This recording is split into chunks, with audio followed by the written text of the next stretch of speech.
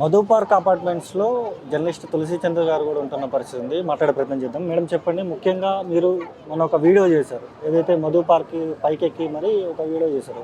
అది ఇప్పుడు social media మాధ్యమాలలో బాగా వైరల్ అవుతుంది. ప్రధానంగా కాంగ్రెస్ పార్టీ సోషల్ మీడియా హ్యాండిల్స్లో బాగా తిరుగుతుంది. ఎట్లా చూస్తారు అది? కాంగ్రెస్ పార్టీ సోషల్ మీడియాని అది చూసిన తర్వాత నేను కూడా షాక్ అయ్యానండి. నేను ఆ వీడియోలో క్లియర్గా చెప్పాను. అంటే ఇక్కడ అపార్ట్మెంట్లు ప్రతిపక్షాలన్నీ వచ్చి ఈ ప్లేస్లో అపార్ట్మెంట్ ఉండే ప్లేస్లో గాంధీ విగ్రహం పెడుతున్నాము అని చెప్పి మిస్లీడ్ చేస్తున్నాయి అపార్ట్మెంట్లో ఉండే వాళ్ళని అనేది గవర్నమెంట్ పదే పదే చెప్తూ వస్తుంది. సో దాన్ని బ్రేక్ చేయాలి అని చెప్పి నేను ఈ అపార్ట్మెంట్ ఉండే ప్లేస్లోని ఎవరు చెప్పలే. మా వాళ్ళు కూడా మొదటి నుంచి అపార్ట్మెంట్ ఉండే ప్లేస్లో అంటే పిల్లలు ఎవరైనా చెప్పుంటారేమో, అపార్ట్మెంట్ ఉండే ప్లేస్లో కాదు ఇక్కడ బాపు ఘాట్లో అని చెప్పి నేను క్లియర్గా ఫ్యాక్చువల్ రిపోర్ట్ చేశానన్నమాట. దాంట్లో కేటీఆర్ గారిది నాది పక్కపక్కన వేసి జనాన్ని భయంకరంగా మిస్లీడ్ చేయించే ప్రయత్నము కాంగ్రెస్ పార్టీ సోషల్ మీడియా చేసింది. నేను దాన్ని మళ్ళీ కౌంటర్ చేశాను, కానీ అది వాళ్ళు అసలు కన్సిడర్ కూడా చేయరు కదా.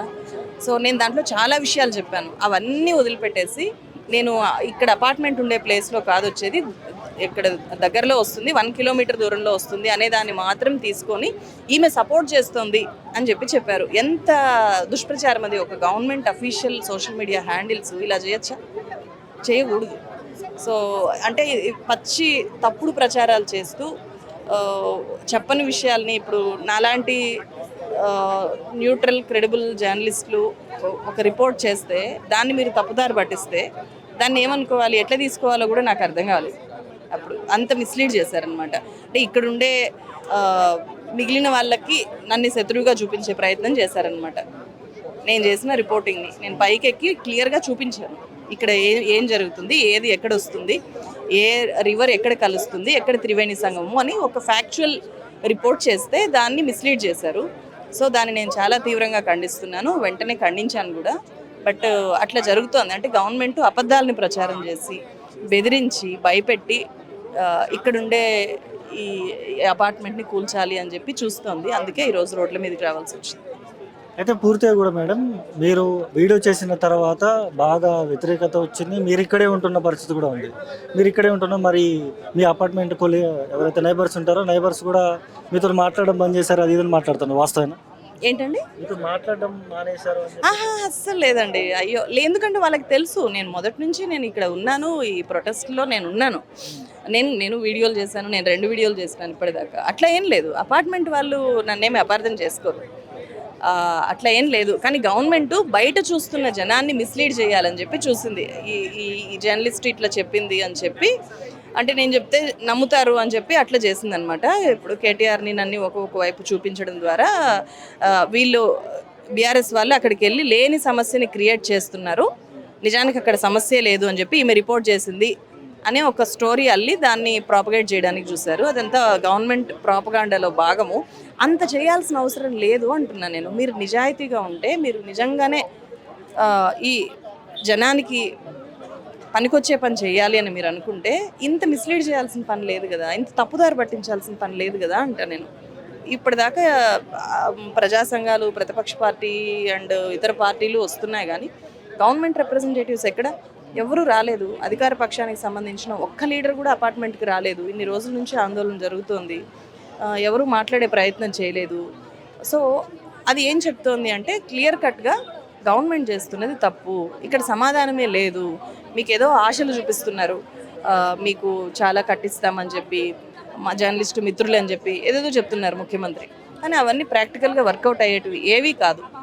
ఇక్కడ బాగున్న అపార్ట్మెంట్ని కూలగొట్టేసిన తర్వాత వెలుగుమట్ల బాధితుల పరిస్థితే మధుపార్క్ నుంచి బాధితుల పరిస్థితి కూడా అవుతుంది. కాబట్టే మేము అంత దాకా రానియకూడదు అని చెప్పి రోజు రోడ్ల మీదకి వచ్చాం.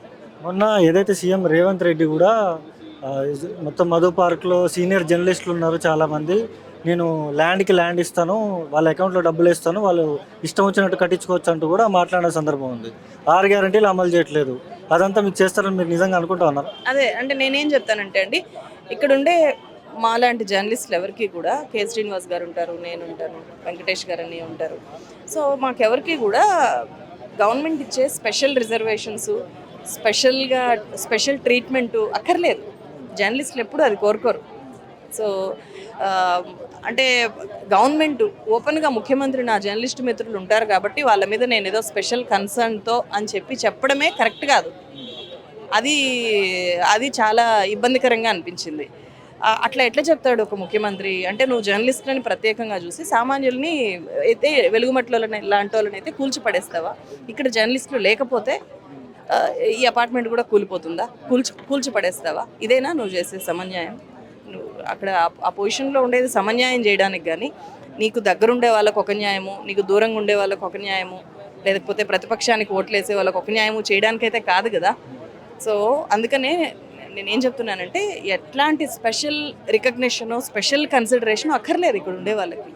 మీరు చేసుకోండి, మూసీని రిజర్వినేట్ చేయండి, బ్రహ్మాండంగా చేయండి, కానీ డిస్ట్రక్షన్ ఆపండి. డిస్ట్రక్షన్ లేకుండా ఎలా చేయొచ్చో అది మీ బుర్రలకు పదును పెట్టి ఆలోచించండి, అది సాధ్యమవుతుంది అని చెప్తున్నాను. ఫైనల్గా ప్రభుత్వాన్ని ఏమని డిమాండ్ చేస్తున్నారు మీరు?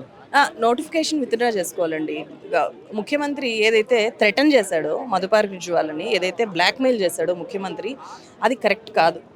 మీ మీ మీ వాల్యూ జీరో చేసేస్తాము, మీరు ఇక్కడ నుంచి అంటే దీనికి ఒప్పుకోకపోతే మాకేం సంబంధం లేదు, మేము వదిలేస్తాము అని చెప్పాడు కదా.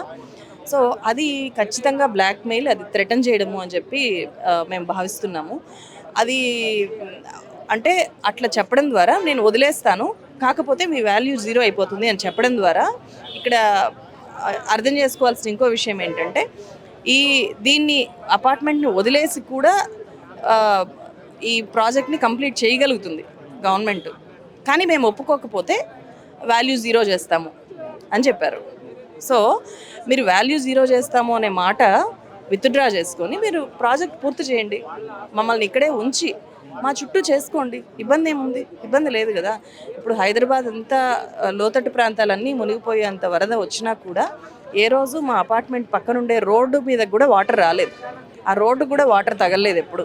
ఎందుకంటే ఇది రివలెట్, దీంట్లో మొత్తం సంవత్సరం అంతా వాటర్ ఉండవండి. గండిపేట గేట్లు ఎత్తినప్పుడు బాగా వర్షాకాలము కొద్ది రోజులు మాత్రమే, 1 month కూడా ఉండవు ఫుల్ ఫ్లో.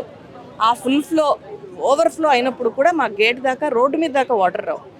అట్లాంటప్పుడు ఇది మునిగిపోతుంది. కొన్ని కాంగ్రెస్ మీడియా హ్యాండిల్స్ అయితే ఈ అపార్ట్మెంట్ మునిగిపోతుంది, వీళ్ళనందరినీ కాపాడడానికే మా ముఖ్యమంత్రి గొప్ప ప్రాజెక్ట్ తీసుకున్నాడని చెప్పారు.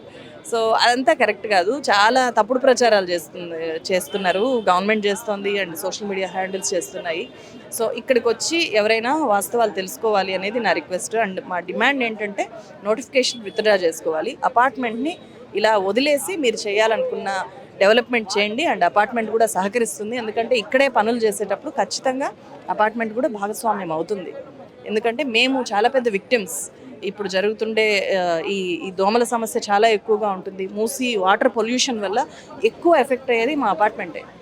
కాబట్టి ప్రక్షాళన జరిగితే మంచిదే, డిస్ట్రక్షన్ని మేము వ్యతిరేకిస్తున్నాం.